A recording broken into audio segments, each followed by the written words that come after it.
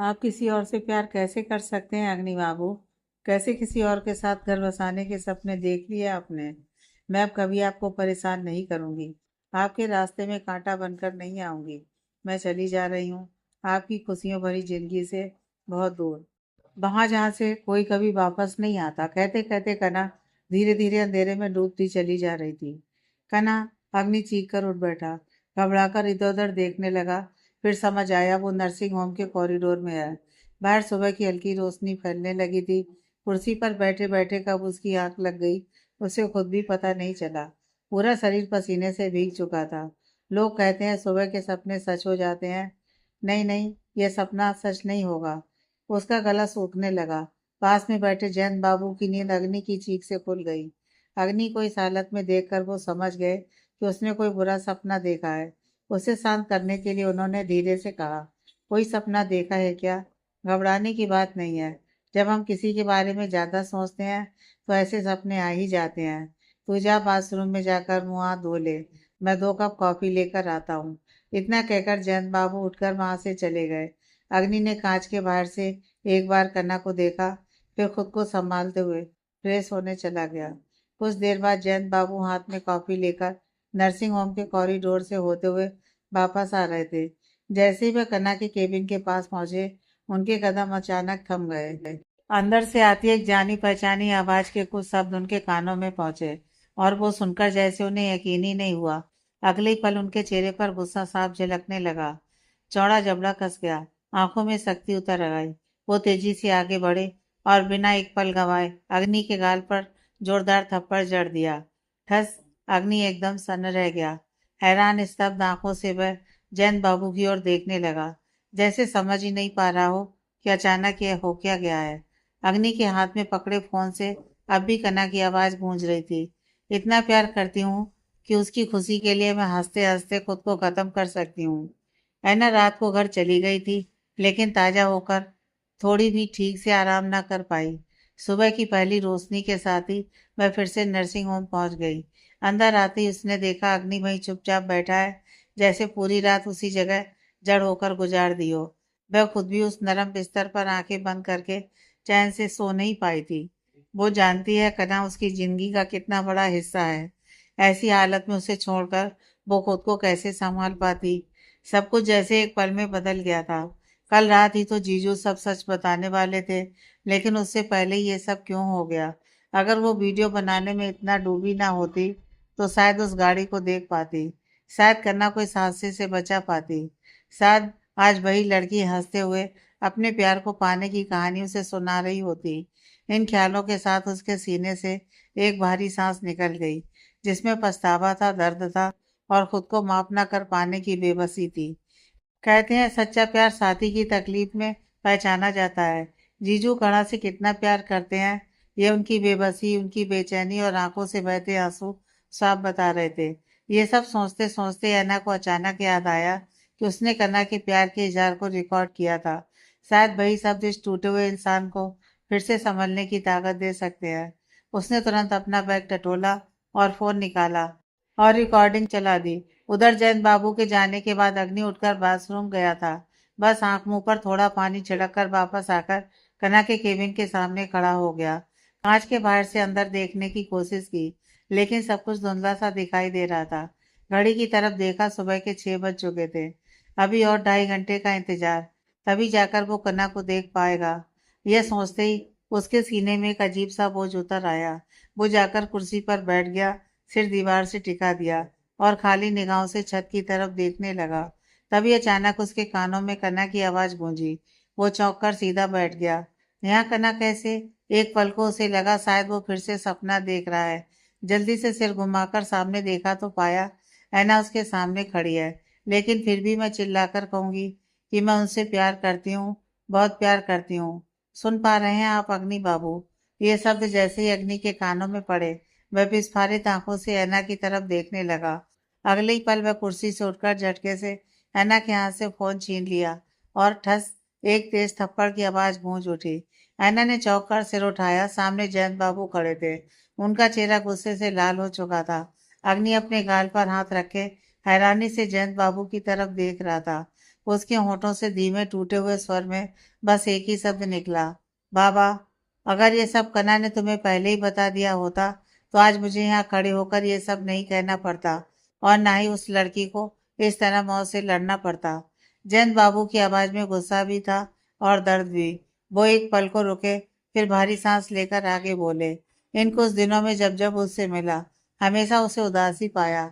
जानते हो, पहली बार जब मैंने उससे उसका नाम पूछा तो उसने सिर्फ कना कहा। जब सरनेम पूछा तो उसने कहा, पिता का दिया सरनेम इस्तेमाल करने का अधिकार खो चुकी हूँ और पति का सरनेम इस्तेमाल करने का अधिकार अभी तक मिला नहीं। सोच सकते हो एक लड़की कितने दर्द को दबाकर यह बात कहती है। जयंत बाबू की आंखों में गुस्से की ज्वाला और तेज हो गई। और इस वीडियो में कना किसकी शादी की बात कर रही है, किसके साथ घर बसाने के सपने देख रही है? उन्होंने सीधे अग्नि की आंखों में देखते हुए सवाल किया। अग्नि के पास कोई जवाब नहीं था। वो चुपचाप खड़ा रहा, जैसे शब्द उसके गले में ही अटक गए हों। अग्नि की यह खामोशी देखकर जयंत बाबू का गुस्सा और बढ़ गया। उन्होंने दांत भींचते हुए सख्त नजर से उसकी तरफ देखते हुए कहा, बोलो अग्नि, आखिर तुमने उस लड़की को इतना दर्द दिया कि उसने मौत को ही अपना रास्ता समझ लिया। जवाब दो। अग्नि कुछ कह पाता उससे पहले अन्ना घबराते हुए बोल उठी, अंकल, जीजू की कोई गलती नहीं है। यह पूरा प्लान मेरा था। कना जीजू से ही प्यार करती है, यह उसे खुद महसूस करवाने के लिए मैंने ही जीजू से कहा था कि वो किसी और लड़की के साथ एक्टिंग करें ताकि कना को जलन हो, वो अपने प्यार को समझ सके, भीड़ में भी अपने इंसान को पहचान सके। लेकिन यह सब इस तरह हो जाएगा मैंने कभी सोचा भी नहीं था। जयंत बाबू का चेहरा गुस्से से और सख्त हो गया। उन्होंने अग्नि की तरफ तीखी नजर डालते हुए कहा, सीरियसली अग्नि, तुमने इस बचकानी हरकत को बढ़ावा दिया। तुम तो कहते थे कि कना से प्यार करते हो, तो अपने ही प्यार पर तुम्हें भरोसा नहीं था। वो रुके नहीं, लगातार बोलते चले गए। और कोई तरीका नहीं था अपने प्यार की गहराई समझाने का? रिश्ते में तीसरे इंसान को खींचकर ये सब नाटक करने की क्या जरूरत थी? क्या हर कोई जलन में ही अपने जज्बात जाहिर करता है? उनकी आवाज अब और भारी हो चुकी थी। कना बहुत ज्यादा भावुक और अभिमानी है, यह मैं इन कुछ दिनों में समझ गया हूँ। तुम ये भी नहीं समझ पाए, जो लोग अंदर से ऐसे होते हैं वो टूटते तो हैं, बिखरते भी हैं, लेकिन अपने दर्द को कभी जाहिर नहीं करते। उन्होंने गहरी सांस ली। वैसे भी वो लड़की सब कुछ खोकर तुम्हें ही थामे हुए थी। तुम उसे थोड़ा समय दे सकते थे, अपने प्यार से उसे संभाल सकते थे, उसे सुरक्षा दे सकते थे, सहारा दे सकते थे। उनकी आवाज भर्रा गई। वो प्यार की भूखी थी, तभी तो इतने कम समय में मुझे अपना बाबा मान बैठी, और तुम लोगों ने उसे इस हालत में पहुंचा दिया। इसलिए उसने तुम्हारी खुशी के लिए खुद को खत्म करने का रास्ता चुन लिया। फिर उन्होंने सख्ती से पूछा, समझ रहे हो तुम कितना बड़ा अन्याय किया है तुमने उसके साथ? अग्नि चुपचाप सिर झुकाए खड़ा रहा। उसकी आंखों के कोने चमक रहे थे, आंसू पलकों के पीछे कैद थे। यह सोचकर कि कन्ना की इस हालत का जिम्मेदार वही है। उसके पूरे शरीर में जैसे एक झटका सा लग रहा था। लेकिन उसने तो शादी वाली कोई बात कही ही नहीं थी, तो फिर कन्ना ने ऐसा क्यों कहा? क्या किसी ने उससे कुछ कहा था? उसका दिमाग अब काम करना बंद कर चुका था। बार बार वही दृश्य उसकी आंखों के सामने घूम रहा था। कन्ना का यूं सड़क पर गिर जाना। अग्नि ने दोनों हाथों से अपना सिर कसकर पकड़ लिया, जैसे अपने ही सवालों और प्रस्तावों के बोझ तले दबता जा रहा हो। जैसे ही कन्ना के केबिन से नर्स घबराई हुई बाहर आई और डॉक्टर डॉक्टर कहकर आवाज देने लगी, एक पल के लिए माहौल पूरी तरह थमसा गया। अग्नि का दिल जैसे अचानक रुक गया। कहीं कन्ना को कुछ हो तो नहीं गया? उसके हाथ पांव सुन पड़ गए, शरीर में जैसे जान ही नहीं रही। जयंत बाबू कुछ पूछने आगे बढ़ते उससे पहले ही डॉक्टर तेजी से अंदर चले गए। दरवाजा बंद हो गया और बाहर बस इंतजार, डर और बेचैनी बची रह गई। जयंत बाबू के मन में डर धीरे धीरे जकड़ने लगा, लेकिन चेहरे पर मजबूती बनाए रखने की पूरी कोशिश कर रहे थे। हर सेकंड के साथ चिंता बढ़ती जा रही थी, कहीं उस बच्ची को कुछ हो तो नहीं गया। भाई, ऐना अपने दोनों हाथ जोड़कर चुपचाप भगवान से प्रार्थना कर रही थी। उसकी आंखें बंद थीं, होंठ धीमे धीमे कुछ बुदबुदा रहे थे, जैसे हर शब्द में एक ही विनती हो, कन्ना को बचा लो। कुछ समय बाद केबिन का दरवाजा खुला, डॉक्टर बाहर आए। अग्नि और जयंत बाबू लगभग दौड़ते हुए उनके पास पहुंचे। अग्नि की आवाज कांप रही थी, कन्ना ठीक है ना? उसे कुछ नहीं हुआ ना? डॉक्टर ने एक गहरी सांस ली और गंभीर स्वर में बोले, पेशेंट ठीक से ऑक्सीजन नहीं ले पा रही है, दिल की धड़कन भी कई बार बहुत धीमी हो जा रही है। अगर ऐसा ही चलता रहा तो किसी भी समय। वो अपनी बात अधूरी छोड़कर चुप हो गए। कुछ पल की खामोशी के बाद फिर बोले, अब से आप लोगों में से कोई एक मरीज के साथ रह सकता है।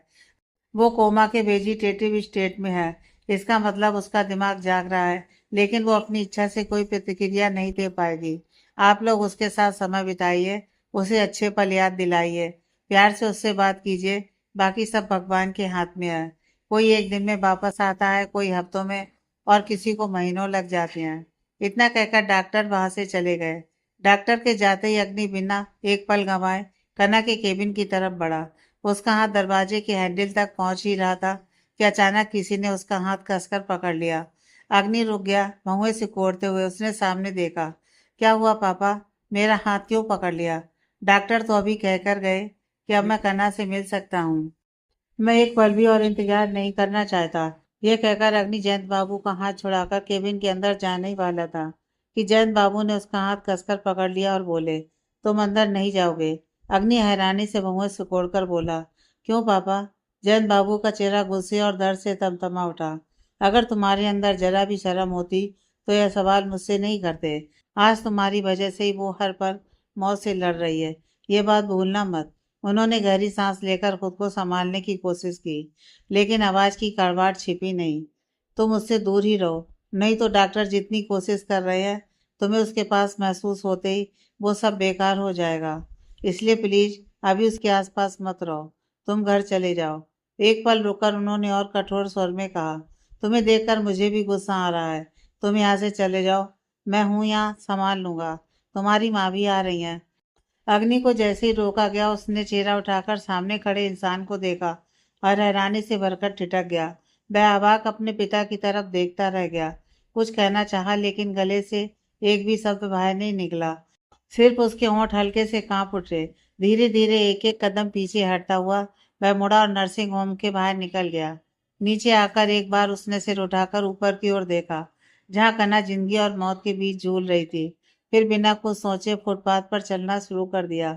जेब में रखा फोन लगातार बज रहा था, लेकिन उसे कुछ भी सुनाई नहीं दे रहा था। उसकी आंखें बार बार धुंधली हो जा रही थी। मन पूरी तरह बिखर चुका था। चलते चलते उसकी नज़र सड़क किनारे खुले एक बार पर पड़ी और उसके कदम वहीं रुक गए। उसने जेब टटोलकर पर्स निकाला। पैसे निकालने ही वाला था कि उसकी नज़र पर्स में रखी कना की तस्वीर पर टिक गई। पिछले हफ्ते ही कना कॉलेज के लिए कुछ फोटो लेकर आई थी। वहीं से उसने चुपके से एक तस्वीर अपने पास रख ली थी। तस्वीर को देखते ही एक ही बात उसके कानों में गूंजने लगी, कना की इस हालत के लिए तुम जिम्मेदार हो। उसके भीतर जैसे कुछ टूटकर बिखर गया। बिना एक पल गंवाए उसने 2 शराब की बोतलें खरीदी और एक टैक्सी में जाकर बैठ गया। घर पहुंचते ही वह तेज कदमों से सीढ़ियां चढ़कर सीधे अपने कमरे की ओर बढ़ गया, जैसे किसी से भाग रहा हो, या शायद खुद से। सोफे पर बैठी नम्रता देवी ने पीछे से कई बार अग्नि का नाम लेकर पुकारा, लेकिन कोई जवाब नहीं मिला। इस लड़के को फिर क्या हो गया? उस लड़की की हालत कैसी है, ये भी पूछ लेती। वो एक गहरी सांस लेकर खुद से ही बोली, नहीं, पहले तैयार हो जाती हूँ, नहीं तो जाते जाते फिर विजिटिंग आवर्स खत्म हो जाएंगे। तभी ऊपर से उतरते हुए निशा ने कहा, माँ मैं भी आपके साथ चलूंगी। नीचे आते आते वह धीमे स्वर में बोली, इतनी प्यारी लड़की के साथ ऐसा हो गया, वो भी मेरे जन्मदिन वाले दिन। सोच कर ही बहुत बुरा लग रहा है। कितनी मीठी मुस्कान के साथ बात कर रही थी, बहुत मिलनसार थी, है ना? पता नहीं अच्छे लोगों के साथ ही हमेशा ऐसा क्यों होता है माँ। नम्रता देवी ने प्यार से उसके सिर पर हाथ फेरते हुए कहा, भगवान इंसान के धैर्य की परीक्षा लेते हैं बेटा, और ये धैर्य हर किसी में नहीं होता। तू आज घर पर ही रह। अग्नि अभी आया था, लेकिन मुझे वो बहुत खोया खोया सा लगा। तू चाहो तो शाम को जाकर देख आना। अभी मैं निकलती हूँ, जल्दी तैयार होना होगा। देर हुई तो तेरे पापा फिर सुनाएंगे। ठीक है, आप जाइए, कहकर निशा सोफे पर धम से बैठ गई। बहुएं सिकोड़कर कुछ सोचने लगी। दादा भाई को क्या हो गया है? अगर जरूरत पड़ी तो उसे उसकी बीवी के पास ही भेज दूंगी, नहीं तो शाम को फिर माँ मुझे ही उसकी देखभाल के लिए छोड़ देंगी। उसने हल्का सा मुंह बनाते हुए सोचा, पहले माँ को निकलने दो, फिर उसकी क्लास लेनी पड़ेगी। जैसे ही जैन बाबू कन्ना के केबिन में जाने वाले थे, तभी पीछे से ऐना आकर हकलाते बोली, अंकल जीजू को इतनी बड़ी सजा मत दीजिए, ये सब प्लान मेरा ही था। जीजू ने तो बस उस वक्त कन्ना का ध्यान पाने के लिए मेरी इस बचकानी हरकत को बढ़ावा दे दिया। उसकी आवाज भर्रा गई, फिर भी वह बोलती रही, जिस इंसान से हम प्यार करते हैं, अगर वही हमारे सामने किसी और के लिए अपने प्यार की बातें करे तो अच्छा किसे लगता है। कौन नहीं चाहता कि उसके प्यार करने वाले के दिल में सिर्फ वही हो। एक पल रुककर उसने खुद को संभाला। शायद मैंने बचपना कर दिया, लेकिन उसी वजह से आज कना को अपने प्यार का एहसास हुआ। नहीं तो शायद वो बहुत दिनों तक एक गलत फहमी में जीती रहती। ये शादी, ये घर परिवार टूटने की बात मैंने नहीं कही, और मुझे पता है जीजू भी ऐसा कुछ नहीं कहेगा। लेकिन कन्ना ने ऐसा क्यों कहा, ये मैं सच में नहीं जानती। ऐना की आंखें नम हो गईं।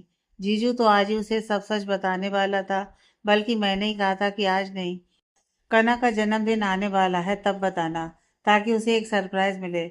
लेकिन उससे पहले ही वो हमें ऐसा सरप्राइज दे देगी, ये मैंने कभी सोचा नहीं था। और इस एक्सीडेंट में हमें से किसी का भी कोई हाथ नहीं है। मैंने कभी नहीं चाहा कि कन्ना के साथ ऐसा कुछ हो। वह दोनों हाथ जोड़कर सिर झुकाकर बोली, अंकल प्लीज जीजू को इतनी बड़ी सजा मत दीजिए। मैं अपने किए के लिए माफ़ी मांगती हूँ, प्लीज अंकल। तुम उसकी बहुत अच्छी दोस्त हो, ये मैं समझ सकता हूँ। लेकिन कई बार अच्छे इरादों से किए गए काम का नतीजा बहुत बुरा होता है, क्योंकि हमारा तरीका ही गलत होता है। हर कर्म का एक फल होता है। आने वाले दिनों में कोई भी काम करने से पहले आज के दिन को 10 बार याद करना। अग्नि, इतना कहकर जयंत बाबू ने और बात बढ़ाए बिना कन्ना के केबिन का दरवाजा खोला और अंदर चले गए। धीरे धीरे कदम बढ़ाते हुए वो कन्ना के बिस्तर के पास पहुंचे। एक स्टूल खींचकर बैठ गए। जैसे उनकी नजर कन्ना के चेहरे पर पड़ी, उनका दिल भारी हो गया।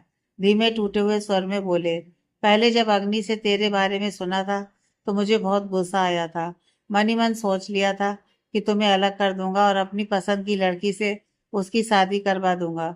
लेकिन देख कैसी अजीब बात है, आज वही बूढ़ा तेरे घर आने का बेसब्री से इंतजार कर रहा है। उन्होंने कांपते हाथों से कन्ना की उंगलियों को हल्के से छुआ।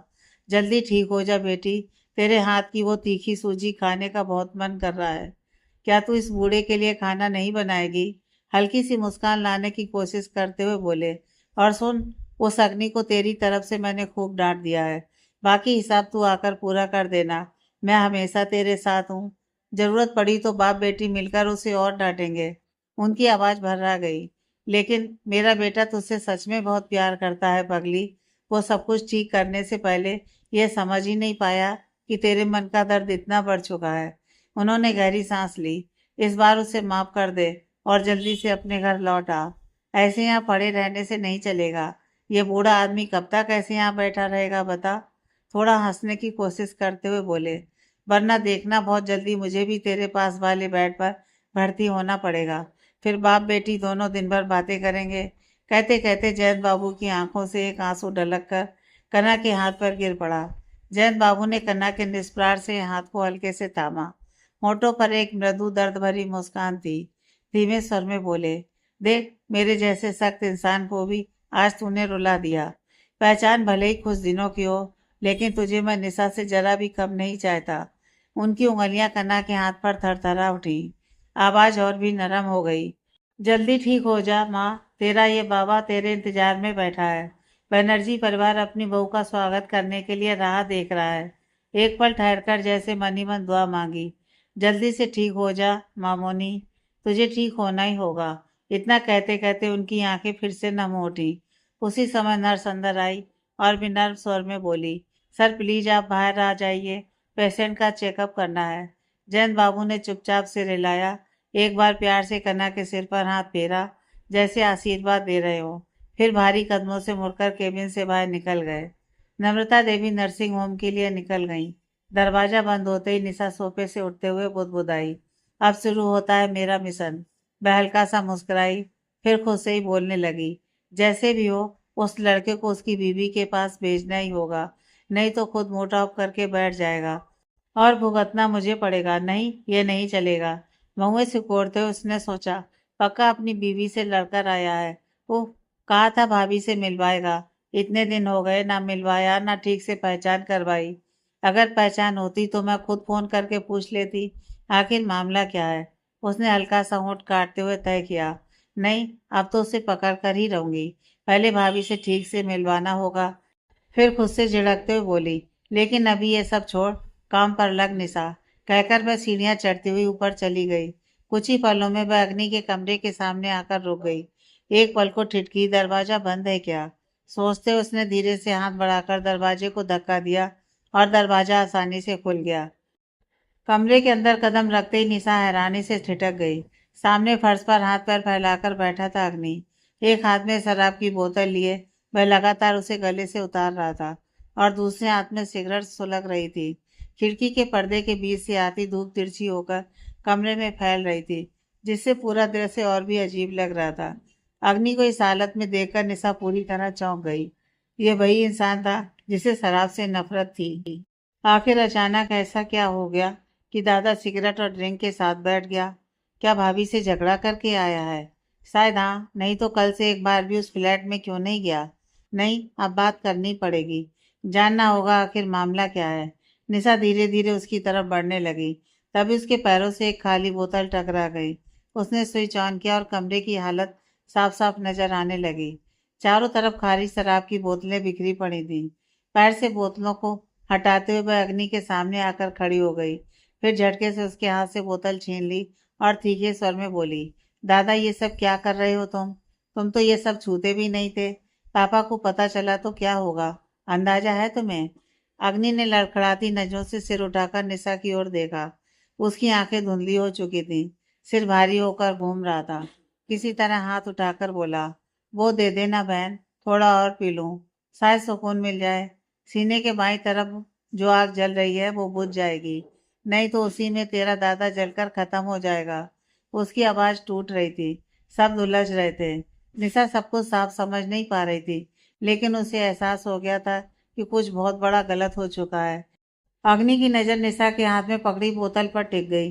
वो उसे देख पा रहा था, लेकिन पकड़ से दूर थी। बिस्तर का सहारा लेकर वो किसी तरह खड़ा हुआ और लड़खड़ाते कदमों से आगे बढ़ा।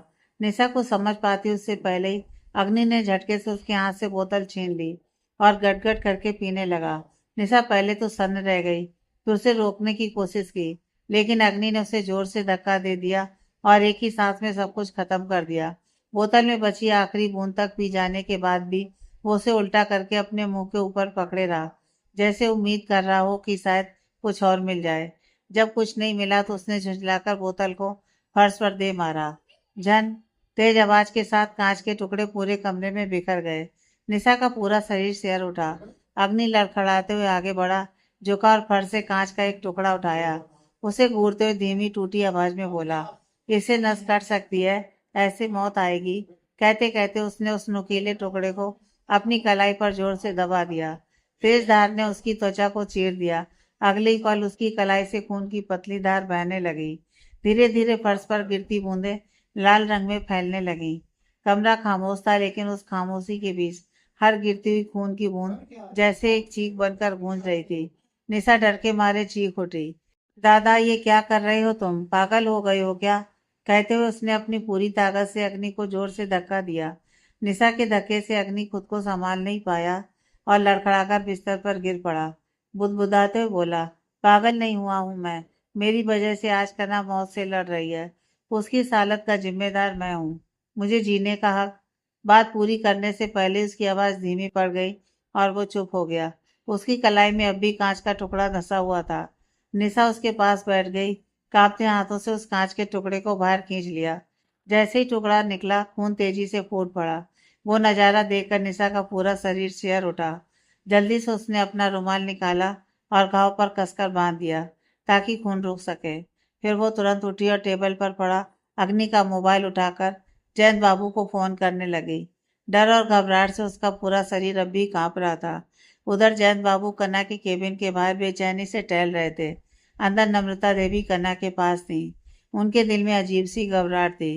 शायद बेटे को इस तरह डांट कर भेजना ठीक नहीं था, लेकिन सजा देना भी जरूरी था।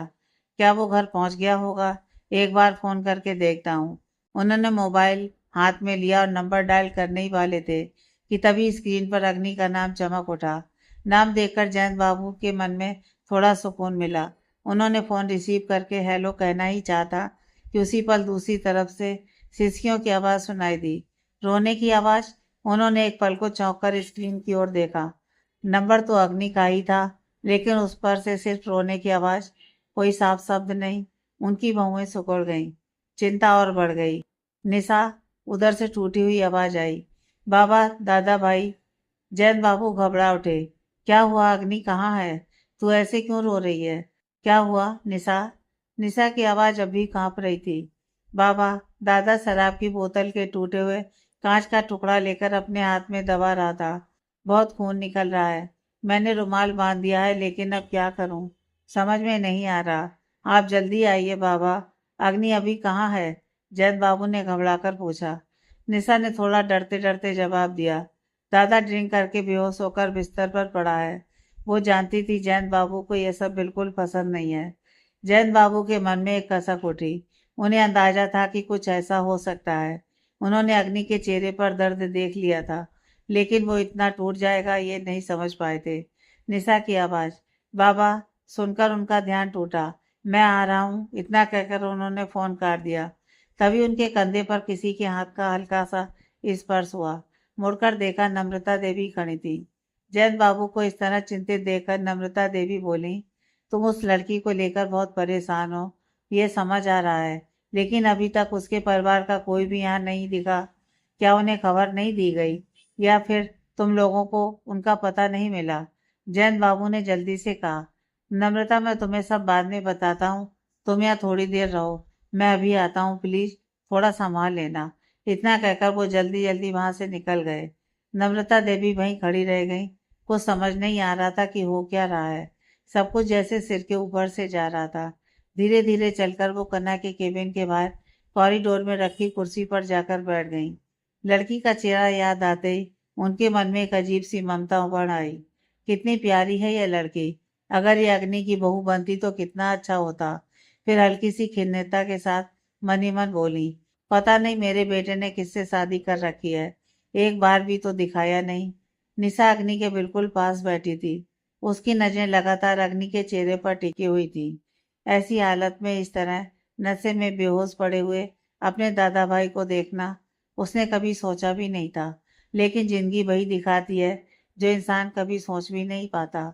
अग्नि की बिखरी हुई बातें वह पूरी तरह समझ नहीं पाई थी, लेकिन कन्ना नाम उसके कानों में साफ गूंज गया था। वो हैरानी से सोचने लगी, दादा बार बार कन्ना का नाम क्यों ले रहा है? कन्ना के एक्सीडेंट के लिए दादा भाई खुद को दोष क्यों दे रहा है, और इस तरह खुद को नुकसान क्यों पहुंचा रहा है? उसने बेचैनी में सिर पकड़ लिया। वो भगवान, ये लोग इतने जटिल क्यों होते हैं? तभी उसकी सोच को तोड़ते हुए डोरबेल की आवाज गूंज उठी। निशा चौंक गई। शायद बाबा आ गए। सोचते ही वो तेजी से उठी और सीढ़ियों की ओर भागी, नीचे दरवाजा खोलने के लिए। उधर मिसेज उर्वशी हॉल में बेचैनी से टहल रही थी। कल रात से लड़की घर नहीं लौटी थी। फोन भी लग नहीं रहा था। बार बार कॉल करने पर पहले घंटी बजती रही, फिर कट गई, और अब फोन स्विच ऑफ बता रहा था।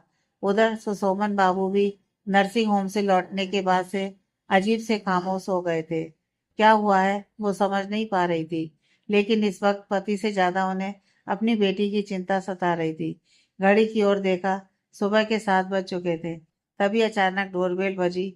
वो जल्दी से दरवाजे की ओर बढ़ी और खोलते ही ठिठक गई। सामने लीजा खड़ी थी, बिखरी हुई हालत में, एक लड़के के कंधे का सहारा लेकर। उन्हें देखते ही लड़का लीजा को छोड़कर जाने लगा। लीजा लड़खड़ा गई, लेकिन गिरने से पहले ही उर्वशी देवी ने उसे संभाल लिया। उसके मुंह से तेज शराब की गंध आ रही थी। लड़का चुपचाप वहां से चला गया। उर्वशी देवी ने दरवाजा बंद किया और लीजा को सहारा देते हुए अंदर ले आई। फिर उसका हाथ पकड़कर झकझोरते हुए गुस्से में बोली, रात भर बाहर नशा करके सुबह किसी लड़के के कंधे का सहारा लेकर घर लौट रही हो। जरा भी सोचा है, अगर किसी ने देख लिया तो समाज में तुम्हारे पापा की इज्जत का क्या होगा? दिन ब दिन तुम कितनी बदतमीज और बिगड़ती जा रही हो। लीजा लड़खड़ाते हुए उंगली उठाकर बोली, हे, आप खुद को मेरी माँ समझना बंद कीजिए। आप खुद बहुत शरीफ हैं क्या? इस उम्र में आपने खुद वो अपनी बात पूरी भी नहीं कर पाई। उर्वशी देवी उसे थप्पड़ मारने के लिए हाथ उठाने ही वाली थी कि लीजा ने चेहरा फेर लिया, लेकिन थप्पड़ पड़ने से पहले ही पास से सुशोमन बाबू ने उनका हाथ पकड़ लिया। उन्होंने गंभीर नजर से लीजा की ओर देखा और कहा, तुम अपने कमरे में जाओ। लीजा बिना कुछ कहे लड़खड़ाते कदमों से सीढ़ियां चढ़कर ऊपर चली गई। उर्वशी देवी गुस्से में सुशोमन बाबू की ओर मुड़ी। तुमने उसे कुछ कहा भी नहीं। वो मुझे क्या क्या कहने जा रही थी ये तुमने सुना नहीं, फिर भी उसे डांटना जरूरी नहीं समझा। खुद तो कभी सख्ती नहीं करते और जब मैं कुछ कहती हूँ तो मुझे ही रोक देते हो। हमेशा उसके सामने मुझे छोटा बना देते हो। सुसोमन बाबू ने उर्वशी देवी का हाथ झटक कर छोड़ दिया और उनकी तरफ गहरी सख्त नजरों से देखते हुए धीमे लेकिन भारी स्वर में बोले, लीजा ने बिल्कुल सही कहा है। आज समझ में आ रहा है कि उस दिन तुमसे शादी करने का मेरा फैसला कितना गलत था। आज तुम्हारी वजह से ही लीजा इतनी उद्दंड और बदतमीज बन गई है। तुमने उसे कभी एक माँ की तरह प्यार भी नहीं दिया और ना ही उसे सही गलत सिखाने की कोशिश की। वो कुछ पल के लिए रुके, जैसे अंदर जमा हुआ सारा दर्द शब्दों में ढालने की कोशिश कर रहे हो। मैं तुम्हें उसके जीवन में इसलिए लाया था ताकि उसकी माँ की कमी पूरी हो सके, लेकिन तुम तो इस ऐशो आराम की जिंदगी में इतनी खो गई कि तुम्हारे पास उसके लिए समय ही नहीं रहा। तुम भूल गई कि हमारी शादी की असली वजह क्या थी और तुम्हें याद दिलाना मेरी जिम्मेदारी थी, जो मैं निभा नहीं पाया। उनकी आवाज़ अब और भी भारी हो गई। मैंने सोचा था समय के साथ सब ठीक हो जाएगा, लेकिन मैं भी अपने काम में उलझ गया और इस सब के बीच वो बच्ची अकेली रह गई। ना उसे बाप मिला ना माँ। अपनी मर्जी से जीते जीते आज उसकी जिंदगी इस मोड़ पर आ गई है। वो आगे कुछ कहना चाहते थे लेकिन शब्द जैसे गले में ही अटक गए। उन्होंने नजरें फेर ली और तेज कदमों से वहां से चले गए। उर्वशी देवी वहीं खड़ी रह गई, जड़ निस्पंद, आंखें खाली, लेकिन भीतर बहुत कुछ टूट चुका था। कहने को उनके पास भी बहुत कुछ था, पर उस पल एक भी शब्द उनके होठों तक नहीं आ पाया। शायद सच में भगवान इंसान को उसके किया का हिसाब इसी तरह चुपचाप चुकाते हैं। ऐना बालकनी में कुर्सी पर दोनों पैर समेटे चुपचाप बैठी थी। अभी थोड़ी देर पहले ही वह कन्ना से मिलकर लौटी थी। लड़की कितनी शांत, कितनी निश्चिंत होकर लेटी हुई थी, जैसे उसे किसी बात की चिंता ही ना हो। कब फिर से पहले की तरह बात करेगी, झगड़ा करेगी, गाना गाएगी। सोचते सोचते ऐना की आवाज़ खुद ही रुक गई। इन सब उलझनों के बीच उसे अचानक कन्ना के पेज की याद आई। आखिरी बार उसने गाना अपलोड किया था इस हादसे के ठीक एक दिन पहले। ऐना ने हल्की सांस ली। अगर मैं एक पोस्ट कर दूं तो कि कन्ना बीमार है, उसके मन में एक उम्मीद सी जगी। जो लोग उसके गाने से जुड़े हैं, जो उसे पसंद करते हैं, वो जरूर उसके लिए दुआ करेंगे। कहते हैं ना, कई दिलों से निकली दुआ कभी खाली नहीं जाती। शायद सबकी दुआएं मिलकर भगवान तक पहुंच जाएं और कन्ना को वापस ले आए। एक पल भी देर न करते हुए ऐना ने तुरंत फोन उठा लिया। उंगलियां स्क्रीन पर तेजी से चलने लगी। दिल में बस एक ही प्रार्थना थी, कन्ना बस वापस आ जा। निशा ने जैसे ही दरवाजा खोला, सामने बिखरे हुए हाल में समीर को खड़े देखा। समीर ने एक पल के लिए उसकी तरफ देखा, फिर तुरंत मुड़कर पीछे खड़े आदमी से कहा, डॉक्टर आइए। निशा चुपचाप एक तरफ हट गई। समीर डॉक्टर को लेकर सीधे अग्नि के कमरे में चला गया। निशा भी उनके पीछे पीछे जाकर दरवाजे के पास खड़ी हो गई। डॉक्टर ने ध्यान से घाव को साफ किया, फिर इंजेक्शन लगाया और सावधानी से पट्टी बांध दी। अंत में एक प्रिस्क्रिप्शन थमाकर वह बाहर निकल गए। डॉक्टर के जाते ही समीर ने सिर झुकाकर धीमे स्वर में कहा, मैडम आप थोड़ा बाहर चली जाएंगी, मैं भैया के कपड़े बदल दूं। निशा कुछ कहने ही वाली थी कि समीर ने उसे रोकते हुए आगे कहा, यह अंकल ने कहा है, वरना एक मामूली कर्मचारी होकर इतनी हिम्मत मुझ में नहीं होती। समीर के मुंह से यह बात सुनकर निशा जैसे अंदर तक हिल गई। उसने धीरे से सिर उठाकर उसकी ओर देखा। होठों पर वही हल्की मुस्कान थी, पर दिल के अंदर जो चोट लगी थी वो कहीं दिखाई नहीं दे रही थी। उसके शब्दों से साफ समझ आ रहा था कि उस दिन की बातों ने समीर को गहराई से चोट पहुंचाई है। निशा ने नजरें झुका ली। वो जानती थी कि उस वक्त वो अपना गुस्सा काबू में नहीं रख पाई थी, लेकिन क्या करे वो। जिस तरह वो लड़की हर वक्त समीर के आसपास मंडराती रहती थी, क्या उसे देखकर जलन होना गलत था? उसने मन ही मन तय किया, आज जब वो जाएगा मैं उसे सॉरी जरूर कहूंगी और यह भी पूछूंगी कि वो लड़की आखिर है कौन। खामोश रहकर अपने मन में कहानियां बना लेना अक्सर सबसे बड़ी बेवकूफ़ी होती है।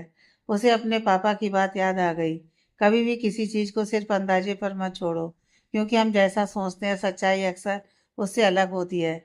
निशा के ख्यालों की कड़ी अचानक समीर की आवाज़ से टूट गई। मैडम सुन रही हैं, प्लीज़ थोड़ा बाहर चली जाएंगी? निशा चौंक कर बोली, हाँ हाँ निकल रही हूँ। वो कमरे से बाहर निकलने ही वाली थी कि तभी समीर का फ़ोन बज उठा। समीर ने फ़ोन उठाते हुए धीमे दबे गुस्से में कहा, ये लड़की बिना अभी फिर से कॉल क्यों कर रही है? अभी तो आया हूँ, 5 मिनट भी नहीं होते, कुछ ना कुछ याद आ ही जाता है। जिंदगी में सुधरेगी नहीं। निशा बाहर निकल कर आगे बढ़ने लगी थी, पर यह लड़की शब्द सुनते ही उसके कदम जैसे वहीं जम गए। एक अजीब सी जिज्ञासा ने उसे रोक लिया। हल्की झुंझलाहट के साथ समीर ने कॉल रिसीव किया। हेलो इंदु रानी, अपना ऑर्डर लिस्ट मुझे मैसेज कर दीजिए। रात को जाते वक्त सब ले जाऊंगा। अभी मैं बिजी हूँ, रखता हूँ। इतना कहकर उसने फोन काट दिया और जेब में रख लिया। दरवाजे के पीछे खड़ी निशा की आंखें डगमगा रही थीं। उसे जैसे अपने ही कानों पर यकीन नहीं हो रहा था। तो क्या समीर सच में मुझसे प्यार नहीं करता? उसके मन में सवालों का तूफान उठने लगा। फिर उसकी आंखें, क्या वो सब झूठ था? और वो मिस्ट्री मैन बनकर जो गिफ्ट देता था, वो कौन था? क्या वो समीर नहीं था? उसका दिल जोर जोर से धड़कने लगा। लेकिन रात को जाऊंगा क्यों कहा उसने? तो क्या वो उस लड़की के साथ रहता है?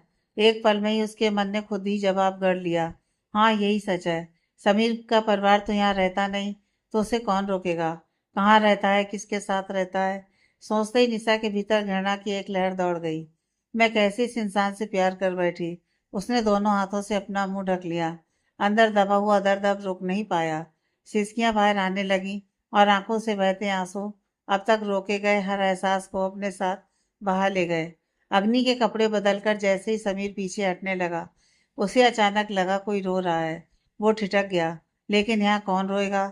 उसके मन में ख्याल आया, कहीं निशा को फिर कुछ हो तो नहीं गया। वो तुरंत जल्दी से कमरे से बाहर निकला। इधर उधर नजर दौड़ाई। बरामदा बिल्कुल खाली था। कोई नहीं। समीर की बहुएं सिकुड़ गईं। क्या मैंने गलत सुना? एक पल को ठहरकर उसने गहरी सांस ली। हो सकता है, लेकिन मन मानने को तैयार नहीं था। सुबह से ही उसका मन बेहद अशांत था। अंकल से भाभी की हालत के बारे में सुनने के बाद से ही अंदर कुछ टूट सा गया था। और अब दादा की यह हालत वो अच्छी तरह जानता था। दादा भाभी से कितनी मोहब्बत करते हैं। ये भी जानता था कि अगर भाभी ठीक नहीं हुई तो शायद दादा कभी अपनी संगीत की दुनिया में वापस नहीं लौट पाएंगे। आने वाले दिनों में कितनी रिकॉर्डिंग्स, कितने सौ पहले से तय है। क्या होगा अब? उसका सिर जैसे भारी होकर घूमने लगा। उसे याद आया, अगले हफ्ते सिंगिंग स्टार के फाइनल राउंड में दादा को जज के रूप में बुलाया गया है। समीर ने दोनों हाथ जोड़ लिए, धीरे से बुदबुदाया, भगवान भाभी को ठीक कर दीजिए प्लीज। बदमाश लड़का घर का सामान लिए बिना ही भाग गया। इंदु रानी खुद से बड़बड़ाते हुए तेज कदमों से चल रही थी। कुछ बोलकर भी नहीं गया। ऊपर से कह रहा है लिस्ट भेज देना, रात को ले आऊंगा। अरे रात को लाएगा तो दोपहर में घर वाले क्या खाएंगे? वो झुंझलाहट में इधर उधर देखती हुई आगे बढ़ रही थी। इतना बड़ा बाजार, मछली कहाँ मिलेगी? सब्जी कहाँ, मैं ढूंढूं कैसे? एक पल को उसने सोचा, काश पापा को साथ ले आती। फिर खुद ही से रिलाया, अब किसी से पूछूं, लोग कहीं मुझे अनाड़ी ना समझ लें। इसी सोच में डूबी हुई थी कि अचानक उसकी नज़र सड़क के उस पार गई। मुख्य सड़क से एक गली निकल रही थी और उस गली से लोग थैले लेकर बाहर आ रहे थे। शायद वहीं बाजार होगा। उसे अपने गांव की बात याद आ गई, जहाँ हफ्ते में 2 दिन मेला सा लगता है। मछली सब्जी सब एक साथ और सस्ता भी। चलो वही सही। उसने अपना दुपट्टा ठीक से संभाला और सड़क पार करने को आगे बढ़ी। लेकिन एक कदम आगे, 2 कदम पीछे। गाड़ियों की अनथीन कतार, हॉर्न की आवाज, रफ्तार। काफी देर तक वो बस यही करती रही। आगे बढ़ना, फिर डरकर पीछे हट जाना। झुंझलाकर उसने खुद से कहा, इतनी गाड़ियां आखिर जाती कहाँ हैं? तभी उसकी नज़र थोड़ी दूर खड़ी एक बस पर पड़ी। अगर अभी दौड़ लगाऊं तो पार कर सकती हूँ। ये सोचकर वो अचानक दौड़ी, लेकिन अगले ही पल उसकी चप्पल टूट गई। वो घबरा गई। बस तेज रफ्तार से उसकी तरफ बढ़ रही थी। दूसरी तरफ से गाड़ियों की लंबी लाइन भी आ रही थी। डर के मारे उसने टूटी चप्पल के साथ ही दौड़ने की कोशिश की, पर तभी उसका पैर दुपट्टे में उलझ गया। वो गिरने ही वाली थी कि अचानक एक मजबूत बाहों ने उसे थाम लिया। वो चौंक कर ऊपर देखने लगी। सामने खड़े उस शख्स को देखते ही उसके होंठ कांपे। आप, बस इतना ही कह पाई और अगले ही पल उसने अपनी आंखें कसकर बंद कर ली। प्रियम घबरा गया। उसने इंदु के दोनों गालों पर हल्के हल्के थपथपाते हुए कहा, अरे हिटलर, हिटलर, आंखें खोलिए, कुछ नहीं हुआ आपको। प्लीज आंखें खोलिए। कोई जवाब न मिलने पर वह समझ गया, डर के मारे इंदु बेहोश हो गई है। सड़क के बीचों बीच उसे लेकर खड़ा रहना भी मुश्किल था। अचानक कुछ लोग इकट्ठा होने लगे। प्रियम झुंझलाकर बोला, यहाँ खड़े खड़े तमाशा क्या देख रहे हैं आप लोग? मदद तो कर नहीं सकते, कम से कम भीड़ तो मत लगाइए। जाइए अपने अपने काम पर। बिना ज्यादा सोचे उसने इंदु को गोद में उठा लिया और सड़क किनारे खड़ी अपनी गाड़ी की तरफ बढ़ गया। दरवाजा खोलकर उसे सावधानी से अंदर बिठाया। फिर जल्दी से पानी की बोतल निकाल लाया। उसने इंदु के चेहरे पर हल्के हल्के पानी के छींटे मारे। जब वह बोतल वापस रखने के लिए थोड़ा झुका, तभी उसकी नज़र इंदु के चेहरे पर ठहर गई, जैसे किसी तूफान के बाद खिली हुई कोई कोमल कली। उसके चेहरे पर पानी की बूंदें मोतियों की तरह चमक रही थीं। प्रियम कुछ पल के लिए यूं ही उसे देखता रह गया, पूरी तरह से मोहित, निशब्द। इंदु ने धीरे धीरे पलकें झपकाई और जैसे ही सामने प्रियम का चेहरा देखा, घबराकर उसे हल्का सा धक्का देते हुए बोली, आप क्या कर रहे थे ऐसे? इंदु के धक्के से प्रियम भी चौंक गया। अपनी हरकतों पर उसे हल्की शर्म महसूस हुई, लेकिन उसने तुरंत खुद को संभाल लिया। इस हिटलर को कुछ भी पता चल गया तो सिर पर चढ़ जाएगी, सोचकर उसने गला साफ किया और बोला, क्या कर रहा था मतलब? तुम्हारे जैसे मिर्गी के मरीज के साथ कुछ करने के बारे में मैं सपने में भी नहीं सोच सकता। क्या मैं मिर्गी की मरीज हूँ? इंदु गुस्से से भड़क उठी। प्रियम बालों में उंगलियां फेरते हुए आराम से बोला, हाँ तुम मिर्गी की मरीज ही हो, इसमें शक है क्या? जो इंसान सड़क पर गाड़ियां आते देखकर हटने की बजाय बेहोश हो जाए, उसे और क्या कहेंगे? इंदु गाड़ी से उतरकर गुस्से में बोली, देखिए आप ज्यादा बकबक मत कीजिए। यहाँ तो इंसानों से ज्यादा गाड़ियों की भीड़ है। ठीक से सड़क पार करना भी मुश्किल है। चलो सड़क पर तो हर वक्त डर लगता है कि अभी कोई गाड़ी आकर टक्कर मार देगी। हमेशा जान हथेली पर लेकर घूमना पड़ता है। एक बार हमारे गांव आकर देखिए, ना इतनी गाड़ियां ना इतना डर। प्रियम हल्का सा मुस्कुराया और तंज कसते हुए बोला, हाँ वहाँ गाड़ियां होंगी ही क्यों? सब लोग अगर पढ़ाई और रोजगार के लिए शहर आ जाएं तो गांव में गाड़ी चलाएगा कौन? आ गई गांव की मुखिया। इंदु कुछ कहने ही वाली थी, देखिए आप, लेकिन प्रियम ने उसे बीच में ही रोक दिया। अरे बस चुप। सुबह सुबह गांव शहर की बहस का टाइम नहीं है मेरे पास। शहर की बहुत सी सुविधाएं गांव में नहीं मिलती, और गांव की हरियाली शहर में कहाँ मिलती है। दोनों की अपनी अपनी खासियत है। दोनों ही अपनी जगह बेहतरीन है। जैसे बेहतर इलाज के लिए गांव के लोगों को शहर के डॉक्टर और नर्सिंग होम पर निर्भर रहना पड़ता है, वैसे ही शहर के लोग खाने पीने के लिए काफी हद तक गांव पर निर्भर होते हैं। गांव में जहाँ बीघो बीघो खेती होती है, वो शहर में मुमकिन नहीं है। और शहर जैसा बड़ा कारपोरेट सेक्टर गांव में नहीं बन पाता। समझिए आप? प्रियम की बातों में तर्क था। इंदु ये समझ चुकी थी, भले ही उसने जुबान से स्वीकार न किया हो।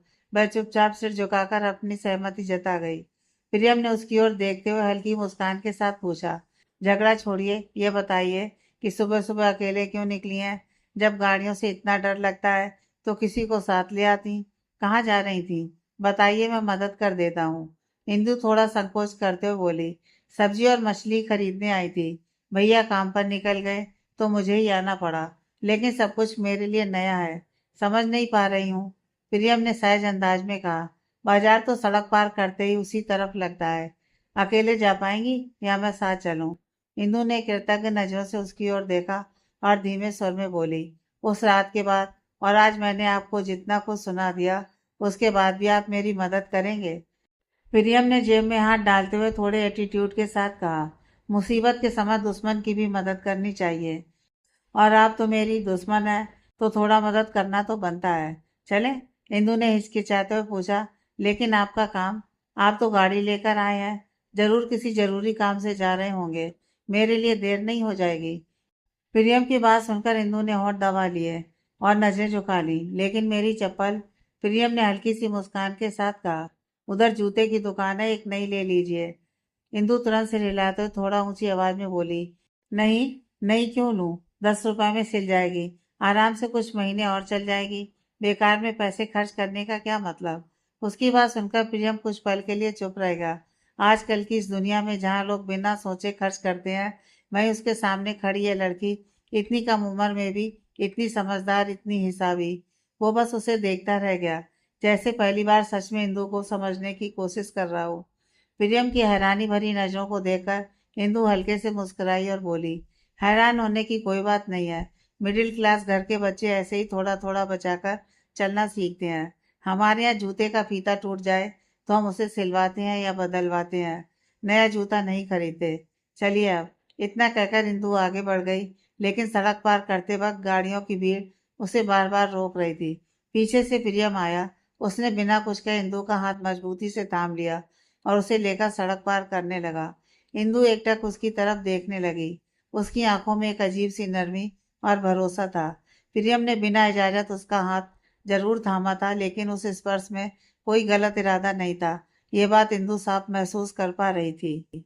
इधर अग्नि के सिराने जयंत बाबू चुपचाप बैठे थे। उसके सिर पर धीरे धीरे हाथ फेर रहे थे। आखिरी बार उन्होंने अपने बेटे को इस तरह कब प्यार किया था, उन्हें खुद भी याद नहीं था।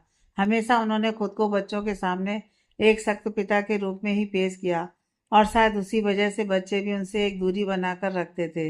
हंसी मजाक, अपनापन, ये सब जैसे कभी उनके रिश्ते का हिस्सा ही नहीं बन पाया।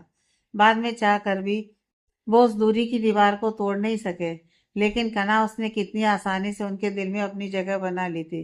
शायद इसलिए कि वो उनकी इस शक्ति को जानती ही नहीं थी, और इसी वजह से वो भी उनके सामने सहज हो पाए। आज उसी कना की वजह से उनका बेटा उनसे इतना करीब था। दिल चाहता था हमेशा ऐसे ही अपने बच्चों को छूकर अपने पास महसूस करें। अब ये दूरी बिल्कुल अच्छी नहीं लगती, लेकिन ये बात उन्हें समझाएं कैसे। इन्हीं ख्यालों में डूबे थे कि अचानक अग्नि की आवाज ने उनका ध्यान तोड़ा। अग्नि आंखें बंद किए बड़बड़ा रहा था, कना कना। जयंत बाबू ने गौर से उसकी तरफ देखा। उसकी आंखों के कोनों में आंसू चमक रहे थे। नींद में भी अपने प्यार के लिए बेटे की आंखों में आंसू, यह देखकर उनका दिल कसकर मरोड़ गया। किसी से इतना प्यार भी किया जा सकता है, शायद वो कभी समझ नहीं पाए थे, लेकिन आज साफ दिख रहा था। कनाई उनके बेटे की जिंदगी है, उसकी सांस है, और उसी सांस से उन्होंने खुद उससे दूर रहने को कहा है, तो दर्द तो होगा ही। बच्चों को सही रास्ता दिखाने की कोशिश में शायद कभी कभी हम ही उन्हें सबसे ज्यादा दर्द दे बैठते हैं। तभी अग्नि ने अचानक आंख खोल दी। दोनों हाथों से सिर पकड़कर उठने की कोशिश की, लेकिन सामने जयंत बाबू को देखकर ठिठक गया। मुंह सिकोड़कर उसने चारों तरफ नजर दौड़ाई। यह उसका कमरा था, तो पापा यहाँ क्यों आए? वो तो नर्सिंग होम में थे। अगली पल उसके मन में एक डर कौंधा, कहीं कना को कुछ हो तो नहीं गया। यह सोचते ही उसके पूरे शरीर में सिहरन दौड़ गई। वह घबराई हुई नजरों से जयंत बाबू की तरफ देखने लगा और हकलाते हुए बोला, पापा, कना ठीक है ना? आप यहाँ क्यों हैं? मैं तो आपके कहने पर घर आ गया था। तो उसे कुछ कैसे हो सकता है? वो ठीक है ना? उसे कुछ नहीं हुआ है ना? कुछ बोलिए पापा, प्लीज बोलिए। अग्नि की आवाज कांप रही थी, आंखों में डर साफ दिखाई दे रहा था। जयंत बाबू चुपचाप अपने बेटे को देख रहे थे। उसकी बेचैनी, उसकी घबराहट, कना के लिए उसकी हर भावना उसके चेहरे पर साफ झलक रही थी। जब उन्होंने कोई जवाब नहीं दिया और बस यूं ही उसे देखते रहे, तो अग्नि का डर और बढ़ गया। वह कुछ कहने ही वाला था कि तभी जयंत बाबू ने उसे चौंका दिया। अग्नि कुछ कहने ही वाला था कि तभी जयंत बाबू ने उसे अचानक अपनी बाहों में खींच लिया। अग्नि पहले तो चौंक गया, लेकिन अगले ही पल उसने भी अपने पिता को कसकर गले लगा लिया। उसे याद नहीं था कि आखिरी बार कब उसने अपने पिता को यूं गले लगाया था। जिन लोगों से हम सबसे ज्यादा प्यार करते हैं, उन्हीं के सामने अपनी भावनाएं जाहिर नहीं कर पाते। शायद यही सच है। अग्नि की आंखों के कोनों से आंसू चुपचाप बहने लगे। जयंत बाबू ने अपने कंधों पर आंसुओं की नमी महसूस करते ही बेटे को और कसकर थाम लिया और धीमी आवाज में बोले, सॉरी अग्नि, तुझे सही गलत समझाने के चक्कर में शायद मैंने तुझे ज्यादा तकलीफ दे दी। अपने इस बाप को माफ कर दे। अग्नि उनसे अलग होकर नीचे नजर झुकाए बैठ गया और बोला, नहीं बाबा, आपने कुछ गलत नहीं किया। अगर बड़े हमें राह ना दिखाएं तो भटकने की संभावना ज्यादा होती है। मैं इतने दिनों से उसे तकलीफ में देख रहा था, फिर भी खुद को नहीं रोक पाया, बल्कि और ज्यादा लापरवाह होता गया। मैंने कभी सोचा भी नहीं था कि बात इतनी दूर चली जाएगी। मैं भूल गया था कि लड़कियां टूट जाती हैं, पर अपने दिल की बात इतनी आसानी से कह नहीं पाती। लेकिन बाबा, आप यहाँ हैं तो उसके पास कौन है? वो ठीक है ना? जयंत बाबू ने उसके कंधे पर हाथ रखकर कहा, मेरे बेटे को मेरी जरूरत थी, इसलिए मैं यहाँ आया हूँ। माँ, तेरी माँ है उसके पास। तू पहले फ्रेश हो जा, कुछ खा ले, फिर हम दोनों नर्सिंग होम चलेंगे। निशा, अरे निशा, पुकारते जयंत बाबू कमरे में दाखिल हुए। निशा तकिए में चेहरा छुपाए लेटी हुई थी। पिता की आवाज सुनते ही उसने सिर उठाया। जयंत बाबू ने उसके सिर पर हाथ फेरते हुए पूछा, इस वक्त यूं लेटी क्यों है? तबीयत ठीक नहीं है क्या? तुम्हारी माँ ने कुछ नहीं बताया? बल्कि कह रही थी कि तुम शाम को कना को देखने जाओगी। निशा उठकर बैठ गई, होठों पर हल्की सी मुस्कान लाकर बोली, नहीं बाबा, कुछ नहीं हुआ, बस बोर हो रही थी, इसलिए थोड़ी देर लेट गई थी। कुछ कहना था? जयंत बाबू बोले, मैं और तुम्हारा भैया नर्सिंग होम जा रहे हैं। तुम अकेले क्यों रहोगी? थोड़ा प्रियम के साथ घूम आओ। वो बाहर से आया है, कह रहा था कि अगर कोई दोस्त मिल जाए तो कोलकाता घूमेगा। तुम्हारी आंटी ने तुम्हारा ही नाम लिया था, लेकिन मैंने सोचा तुम्हारी पढ़ाई होगी, इसलिए मना कर दिया। सुनो, मैं आंटी को बता देता हूँ, तुम तब तक तैयार हो जाओ, ध्यान से जाना। इतना कहकर वे उसे कुछ और कहने का मौका दिए बिना बाहर चले गए। निशा के मन में अचानक समीर की कही हुई बातें गूंज उठी। उसकी आंखें भर आईं। वह जल्दी से बाथरूम में गई और बेसिन के ऊपर झुककर फूट फूट कर रो पड़ी। नहीं, मैं नहीं रोऊंगी। किसके लिए रो रही हूँ मैं? वो तो किसी और के साथ खुश है, फिर मैं क्यों बेवजह दुख सहूं? अपने आंसू पोंछते हुए उसने खुद को समझाया। फिर चेहरे पर पानी के छींटे मारकर खुद को संभालने की कोशिश करने लगी। फ्रेश होकर जब वह आईने के सामने खड़ी हुई तो अपनी आंखों के नीचे पड़े काले घेरे और लाल सूजी हुई आंखें देखकर ठिठक गई। कोई भी देखकर समझ जाता कि वह रोई है। उसने चुपचाप मेकअप बॉक्स उठाया, अपने दर्द, अपनी अधूरी चाहत और टूटे हुए एहसासों को छुपाने के लिए। ऐना मंदिर में पूजा करके माँ के आशीर्वाद के फूल लेकर नर्सिंग होम के लिए टैक्सी में बैठ गई। बैठते उसे अचानक कना का गाने वाला पेज याद आ गया और उसने तुरंत फोन में उसे खोल लिया। कल ही उसने कन्ना के एक पुराने गाने के साथ उसकी तबीयत खराब होने की खबर पोस्ट करके सबको दुआ करने के लिए कहा था। उसके बाद देखने का मौका ही नहीं मिला। आज जैसे ही पेज खोला, ऐना हैरान रह गई। एक के बाद एक मैसेज, किसी ने शुभकामनाएं दी थी, किसी ने आशीर्वाद भेजा था, तो कोई कन्ना के जल्दी ठीक होने के लिए प्रार्थना कर रहा था। लेकिन सबसे ज्यादा हैरानी की बात यह थी कि इतने कम समय में फॉलोअर्स कैसे बढ़ गए, जैसे कोई जादू हो गया हो। सिर्फ एक दिन में 3,000 नए फॉलोअर्स। आखिरी गाना भी 1,000 से ज्यादा बार शेयर हो चुका था। ऐना मनी मन सोचने लगी, सच में ये जनता ही है जो किसी को रातों रात स्टार बना सकती है, और वही जनता उसे नीचे भी गिरा सकती है। लेकिन सोशल मीडिया की वजह से ही तो आज लोग अपनी प्रतिभा दुनिया के सामने ला पा रहे हैं। कुछ लोग इसका गलत इस्तेमाल करते हैं, लेकिन कई लोग यहीं से अपने भविष्य भी बना रहे हैं। अगर ये पेच ऐसे ही चलता रहा तो कना एक दिन बहुत आगे जाएगी। यह ऐना साफ समझ पा रही थी, लेकिन उसके ठीक होने तक कुछ ना कुछ अपलोड करते रहना होगा, नहीं तो रीच कम हो जाएगी। उसने ठान लिया कि अब फोन में पुराने रिकॉर्ड किए हुए गाने ढूंढेगी। वो गाने जो कना ने कभी यूं ही गुनगुनाए थे और उसने चुपके से रिकॉर्ड कर लिए थे। उसने कभी नहीं सोचा था कि वही गाने आज इतने काम आएंगे। जब कना ये सब देखेगी तो मुझसे भी ज्यादा हैरान होगी। सोचते हुए ऐना के होठों पर हल्की मुस्कान आ गई। फिर अचानक उसकी आंखें भर आईं। हे भगवान, बस उसे जल्दी ठीक कर दो। इतने में एक झटके के साथ टैक्सी रुक गई।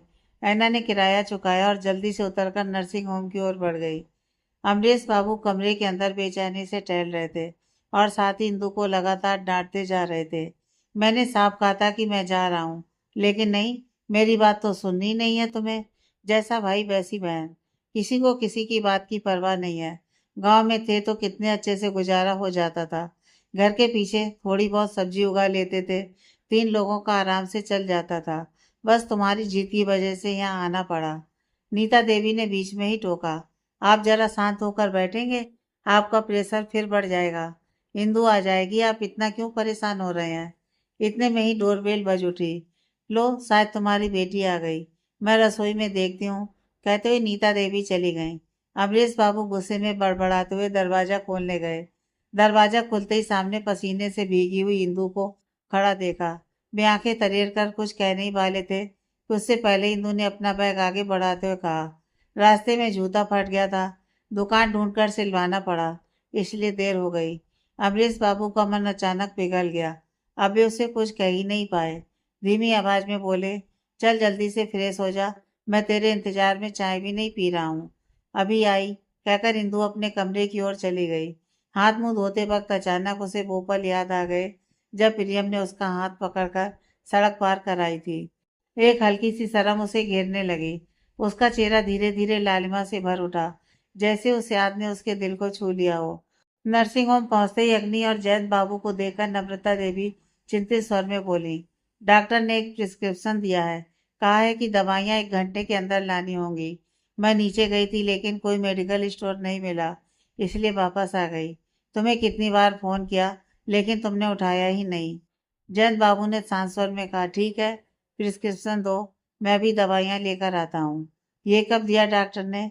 नम्रता देवी ने प्रिस्क्रिप्शन उनके हाथ में देते हुए कहा, बस अभी 10 मिनट पहले ही। बात करते करते उनकी नज़र अचानक अग्नि के हाथ पर बंधी पट्टी पर पड़ी। वे चौंक कर बोली, अरे तुम्हारे हाथ को क्या हुआ? सुबह तो ठीक था।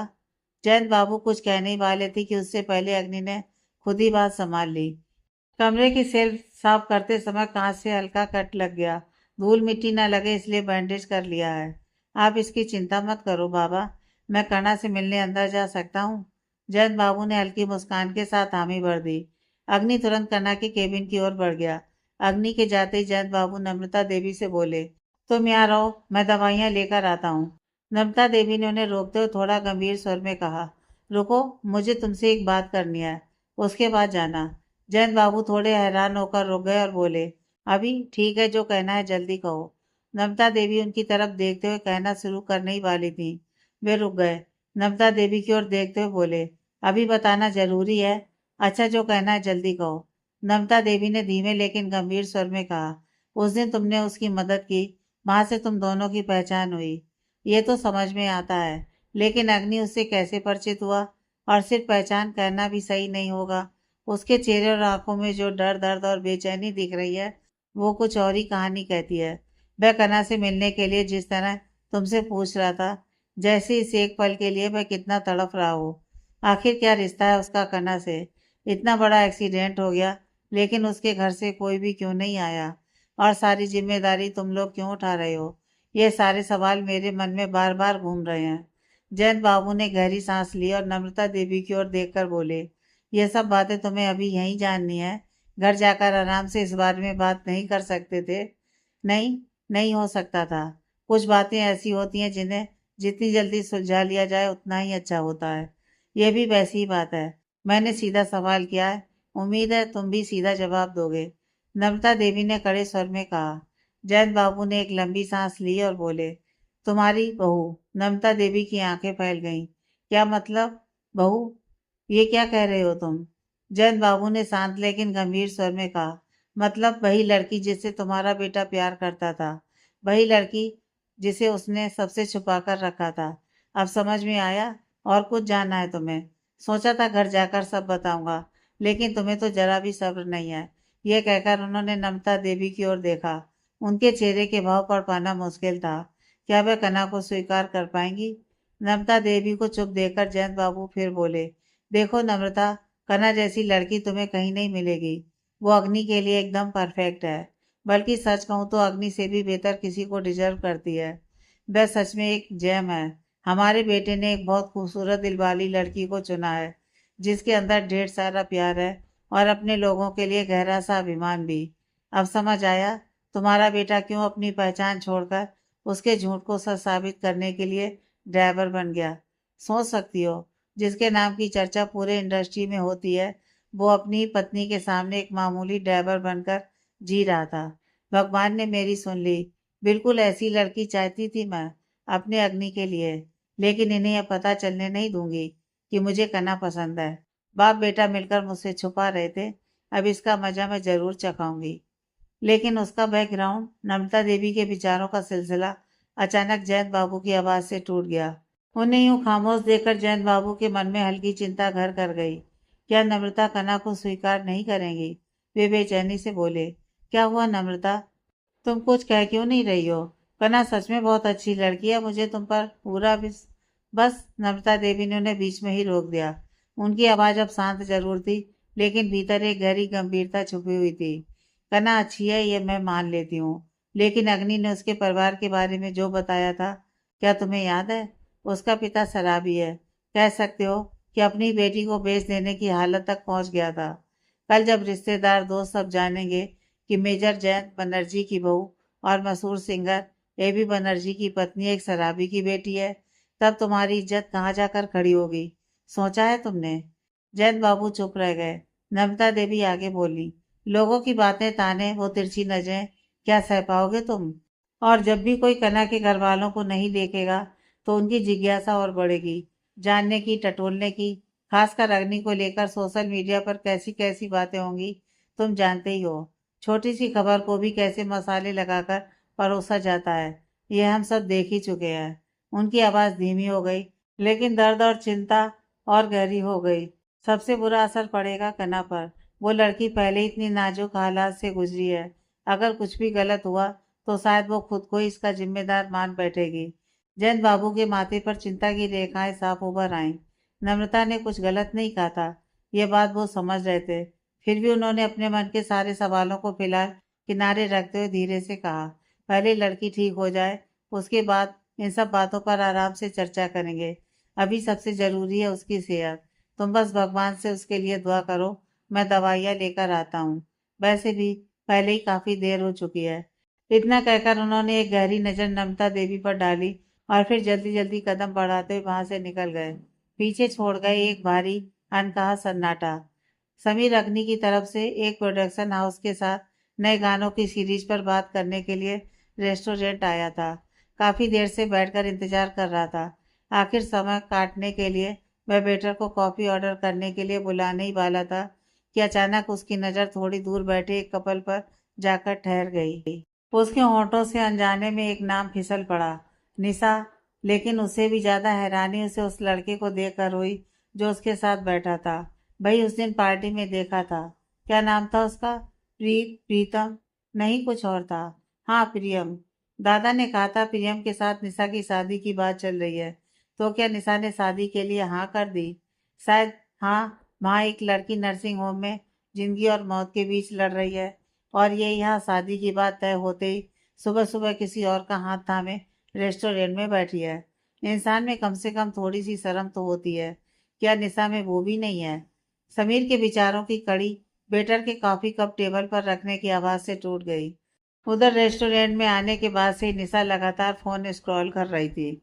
समीर पर जिद दिखाकर तो भैया आ गई, लेकिन अब क्या करे, क्या बात करे? ओह, क्यों आ गई मैं यहाँ? मन ही मन झुंझलाते उसने सोचा। अब तो सच में अपने बाल नोचने का मन कर रहा था उसका। प्रियम बार बार मेनू कार्ड को पलट पलट कर देख रहा था। 2 बार वेटर आकर लौट भी चुका था। धत, क्यों नहीं मना कर दिया अंकल को? उस झगड़ालू लड़की से बात करते करते ही हाँ कर दी। काम का बहाना बना देता तो अच्छा होता। लेकिन मैं तो निशा को पसंद करता था। फिर आज उसके साथ आकर भी अच्छा क्यों नहीं लग रहा? क्या हो रहा है मुझे? मैं खुद ही अपनी उलझनों में घिरा हुआ था कि तभी वेटर फिर से आकर ऑर्डर पूछने लगा। प्रियम ने अपनी असहजता को किनारे रखते हुए कहा, निशा तुम क्या लोगी? निशा ने फोन से नजर हटाकर जवाब दिया, कॉफी और चिकन सैंडविच। इसके बाद दोनों के बीच हल्की फुल्की बातें शुरू हो गईं। इसी बीच वेटर खाना सर्व करके चला गया। निशा जैसे ही कॉफी का कप उठाने लगी, उसकी नज़र सामने कुछ टेबल दूर बैठे समीर पर जा टिकी। समीर की आंखों से नज़र मिलते ही उसने तुरंत नजरें फेर ली, और इसी से निशा समझ गई कि वह अब तक उसे ही देख रहा था। निशा, तुम्हारी कॉफी ठंडी हो रही है। प्रियम की आवाज़ सुनकर उसने उसकी ओर देखा, और अचानक उसके चेहरे पर एक हल्की मुस्कान आ गई। सामने समीर और बगल में प्रियम को सोचकर निशा मनी मन मुस्कुरा उठी। अगले ही पल उसने प्रियम को चौंका दिया। वह उसके करीब झुकी, उसके दोनों गाल पकड़कर उसका चेहरा अपनी ओर घुमा लिया। फिर अपनी ओढ़नी से उसके होठों के पास लगी कॉफी क्रीम को बहुत धीरे धीरे पोंछने लगी। प्रियम एकदम सकपका गया, चुपचाप बैठा रहा। लेकिन निशा की यह हरकत और उसकी नजरें उसे कुछ अजीब सी उलझी हुई लगी। वह असहज होकर कुछ कहने ही वाला था कि तभी पीछे से किसी की तीखी व्यंग भरी आवाज सुनाई दी। आगे की कहानी नेक्स्ट पार्ट में।